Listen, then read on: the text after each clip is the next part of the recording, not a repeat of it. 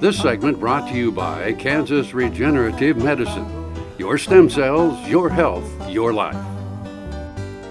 I think we're in color now. Well, we should have stayed in black and white for this one, Yeah. probably, for the exorcism, because this is actually, I didn't research this myself. My good friend Dina Anson did the research on this, and the article first appeared in a magazine that I used to publish called the Kansas Journal of Military History. And it's a really interesting story from Fort life out at Fort Riley back in the 19th century, something you might not think about a lot, exorcism. And this was so interesting because I was listening to a story on NPR the other day, and I think they were in the Philippines, and the church there in the Philippines is increasing their exorcist staff, and they're performing exorcisms like crazy. So yeah, it's the Twilight Zone was really appropriate for today. Okay, so let's take a look.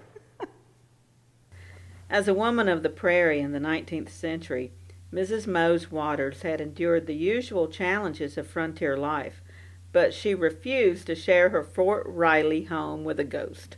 Her husband was the post sutler, or store owner. At night, Mrs. Waters heard what sounded like a log change being dragged across the floor. A servant claimed to have seen a ghostly form peering in the window. She panicked and threw the iron through the window at the apparition. Finally, the post commander wearied of Mrs. Waters' complaints and took action. He paid Father Carius, a priest at St. Xavier Catholic Church in Junction City, to come to the post and expel the spirit. The details of the exorcism and identity of the ghost have been muddled with time. One account claimed that the ghost was that of a woman who was buried behind the house, having drowned herself in a well following a failed romance. Another said it was a woman who had died during a cholera outbreak. The actual history of the house was mentioned in 1926 when a cavalry captain published a history of the fort. He noted Building 124 was built in 1865 by the fort's first sutler. Mose Waters was hired as a storekeeper in 1874, and that's when the strange sights and sounds began.